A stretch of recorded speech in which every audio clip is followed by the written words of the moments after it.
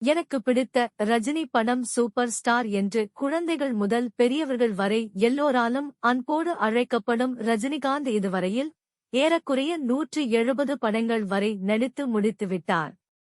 இதில் ஏகப்பட்ட super hit படங்கள் உண்டு.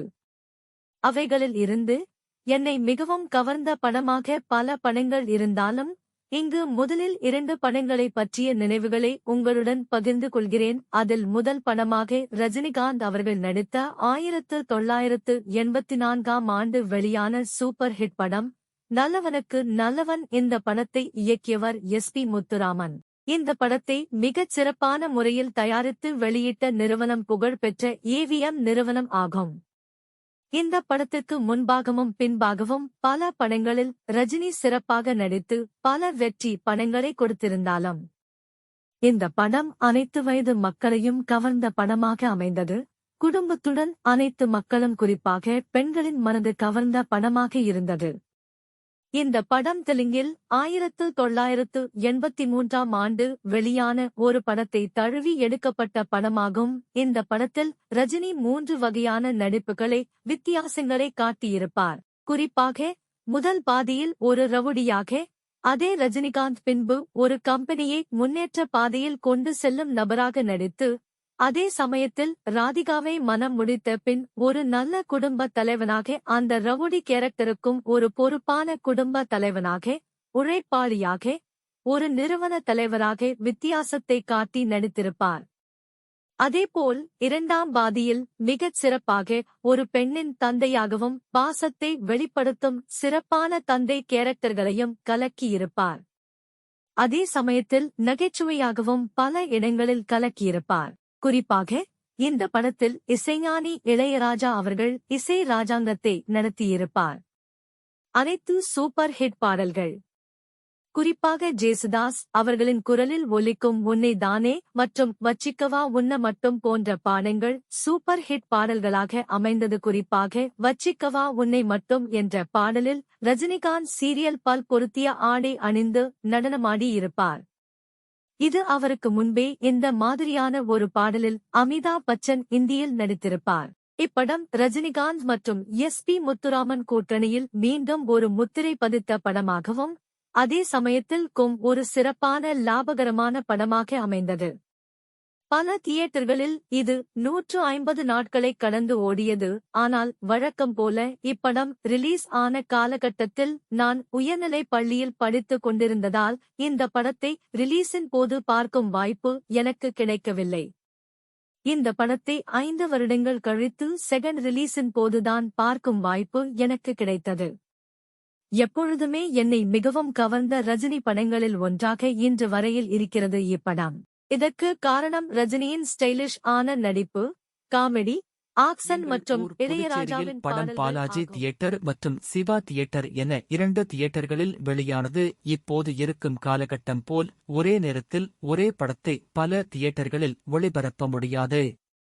ஏனென்றால் அக்காலகட்டத்தில் ரீல் பெட்டிகள் மூலம் படங்கள் தியேட்டரில் காட்டப்பட்டது. இந்த காரணத்தால் முதல் ரீல் ஒரு தியேட்டரில் போடுவார்கள். அடுத்த ரீல் போட ஆரம்பித்து உடன் அந்த முதல் ரீல் ஓடிய படத்தை மற்றொரு தியேட்டருக்கு ஆட்டோக்கள் மூலமாக எடுத்துச் சென்று படத்தை அங்கே போடுவார்கள். இப்படியாக 15 ரீல் வரை 2 தியேட்டரிலும் கொண்டு சென்று ஒளிபரப்பப்படும். இந்த காரணத்தால் படங்கள் ஒரு ஷோ முடிந்த உடனே 10 நிமிட இடைவெளிக்குள் அடுத்த ஷோ ஆரம்பித்து விடுவார்கள். அக்காலகட்டத்தில் ரிசர்வேஷன் பெரிய அளவில் இருக்காது. ஏனென்றால் தியேட்டரில் பிளாக் டிக்கெட் விற்பார்கள். நாம் டிக்கெட் கவுண்டர்களில் முண்டியடித்து டிக்கெட் பெற்று சென்று பார்க்க வேண்டும். காரணம் 2 தியேட்டரில் ஓடுவதால் படத்தை உடனடியாக போட்டு விடுவார்கள். அதன் காரணமாக ரசிகர்கள் முண்டியடித்துக் கொண்டு சென்று பார்க்க ஓடுவார்கள். இந்த படத்தை தியேட்டரில் முதலாக முதல் ரிலீஸின் போதே பார்க்கும் வாய்ப்பு எனக்கு கிடைத்தது. படம் 2 தியேட்டரில் ஓடுவதால் படத்தை உடனடியாக போட்டு விடுவார்கள். முதல் ரீலில் இருந்து பார்க்க வேண்டும் என்று ரசிகர்கள் முன்னெடுத்து செல்லும்போது எங்கள் ஊரில் தியேட்டர் கண்ணாடி கதவுகளை உடைத்துக் கொண்டு சென்ற காட்சிகளும் அரங்கேறியது. ஒரு முறை இல்லை, 2 முறை அல்ல, 2 தியேட்டரிலும் இதே நிலைதான். அவ்வளவு வெறியுடன் ரஜினி ரசிகர்கள் படத்தை கண்டு களித்தனர், கொண்டாடி தீர்த்தனர். இன்றைக்கும் இந்த படத்தின் ஸ்டில், ரஜினி திரும்பி பார்க்கும் அந்த ஸ்டில் பல சலூன் கடைகளில் இன்றும் இருப்பதை காணலாம். டிஜிட்டல் பேனர்களாகவும் இருக்கும் அந்த கெட்டப் மிகவும் பிரசித்தி பெற்றது. பார்த்தவுடனே இப்படத்தை நினைவுகூரும் ஒன்றாக அமைந்தது. இந்த படத்தில் ரஜினிகாந்தின் வழக்கமான காமெடிகள் எதுவும் இடம்பெற்று இருக்காது. குறிப்பாக உடல் மொழிகள், வசன உச்சரிப்புகள், நடனம் என அனைத்தும் சிறப்பாக அமைந்தது. ரஜினியுடன் போட்டி போட்டு நடித்திருப்பார். மலையாள சூப்பர் ஸ்டார் நடித்த 1991ஆம் ஆண்டு மிகப்பெரிய எதிர்பார்ப்புகளுக்கு இடையே வெளியான படம் தளபதி படம் ஆகும். இந்த படத்திற்கு மிகப்பெரிய எதிர்பார்ப்பு அக்காலகட்டத்தில் இருந்தது. ஏனென்றால் சூப்பர் ஸ்டார் ரஜினிகாந்த் அவர்களும் மணிரத்தினம் ஏல் அவர்களும் இணைந்து கொடுத்த முதல் படம் ஒரே படம் இன்று வரை தளபதி.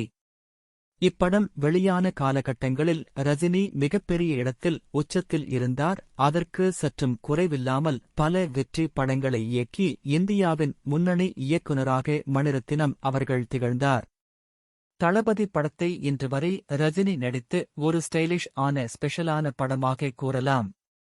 இந்த படத்திற்கு முன்பும் அல்லது இந்த படத்திற்கு பின்பும் ரஜினி இந்த படத்தில் நடித்தது போல மிக குறைவான 2-3 உடைகள் அணிந்து படம் முழுக்க நடித்திருப்பார். குறிப்பாக பாடல் காட்சிகளிலும் அதே டிரஸ் அணிந்து நடனம் ஆடி இருப்பார். யதார்த்தமாக ரொம்ப சிம்பிளா. குறிப்பாக இந்த படத்தின் ஒளிப்பதிவை சொல்லியாக வேண்டும். இந்த படத்தின் ஒளிப்பதிவு பலரால் மிகவும் பிரபலமாக பேசப்பட்டது. சந்தோஷ் சிவன் இப்படத்தை ஒளிப்பதிவு செய்து இருப்பார், இல்லை செதுக்கியிருப்பார். ஒவ்வொரு பிரேமும் காட்சியும் மிக அட்டகாசமாக இருக்கும்.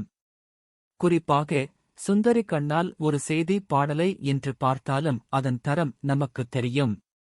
மற்றொரு சிறப்பு அம்சமாக இந்த படத்தின் பாடல் கேசட் மிகப்பெரிய அளவில் விற்பனையாகி பல லட்சங்களை சம்பாதித்து தந்தது. இப்படத்தின் பாடல்கள் அந்த காலகட்டத்தில் குறைந்தது ஒரு வருடத்திற்கு எங்கும் ஒலித்துக் கொண்டே இருந்தது. இந்த படத்தின் மற்றொரு சிறப்பு அம்சம் என்னவென்றால் இப்படத்தை மிக பிரம்மாண்டமான முறையில் தயாரித்தவர் ஜி.வி. அவர்கள். இவர் வேறு யாரும் அல்ல, இயக்குனர் மணிரத்தினத்தின் அண்ணன் ஆவார். இந்த படம் வருவதற்கு முன் ரஜினி சூப்பர் ஸ்டார், ஆகஸ்ட் உச்ச நடிகர் ஆகஸ்ட் இருந்தாலும் இந்த படத்தில் ரஜினிக்கு ஒரு மிகப்பெரிய ஹைட் வியாபார ரீதியாக கிடைத்தது. இந்த படம் அந்த காலகட்டத்தில் பல பெரு நகரங்களில் 2-3 தியேட்டர்களில் ரிலீஸ் ஆனது. ஆடும் காட்டுக்குயிலு மனசுக்குள்ள என்ற பாடல் சூப்பர் ஹிட் ஆகவும் பிரமாண்டமாகவும் இருக்கும் பார்ப்பதற்கு. இந்த படத்தின் மற்றொரு சிறப்பம்சம் 1991ஆம் ஆண்டு தீபாவளி அன்று வெளியானது. இப்படத்திற்கு போட்டியாக கமல் அவர்கள் நடித்து இன்று மக்களால் கொண்டாடப்படும் குணா படம் ரிலீஸ் ஆனது. அந்த காலகட்டங்களில் எல்லாம் ரிலீஸ் ஆகும் புதிய படத்தின் பாடல்கள், குறிப்பாக பண்டிகை தினங்களில் வெளியாகும் பாடல்களை நமது தூர்தர்ஷன் டிவியில் வெள்ளிக்கிழமை அன்று ஒளியும் நிகழ்ச்சியில் ஒளிபரப்புவார்கள். இந்த நிகழ்ச்சியை பார்ப்பதற்கு அனைத்து மக்களும் டிவி முன்பு வெள்ளிக்கிழமைகளில் அந்த 40 நிமிடம் தவமிருந்து பார்ப்பார்கள். தளபதி படம் குணா படமும் தீபாவளி அன்று ரிலீஸ் ஆனதால் அன்று ஒளிபரப்பான ஒளியும் நிகழ்ச்சியில் இந்த 2 படத்தின் பாடல்களும் ஒளிபரப்பப்பட்டது. 2ம் சூப்பர் ஹிட் பாடல்கள். கண்மணி, அன்போடு, காதலன் செமையாக இருந்தது பார்ப்பதற்கு. ஆனால் குணா படம் இப்படத்திற்கு முன்னால் நிற்க முடியாமல் மிகப்பெரிய தோல்வியை அக்கால கட்டத்தில் தழுவியது. குறிப்பாக கமலின் ரசிகர்களுக்கு ஒரு புரியாத படமாகவும் அமைந்த மிகப்பெரிய ஏமாற்றத்தை தந்தது. ஆனால் இன்று எவர்கிரீன் படமாக பல படங்களின் உருவாக்கத்திற்கு முன்னோடியாக திகழ்கிறது. இக்காலகட்டத்தில் மணிரத்தினமும் இளையராஜாவும் இணைந்து இசை ராஜ்யமே நடத்திக் கொண்டிருந்தார்கள்.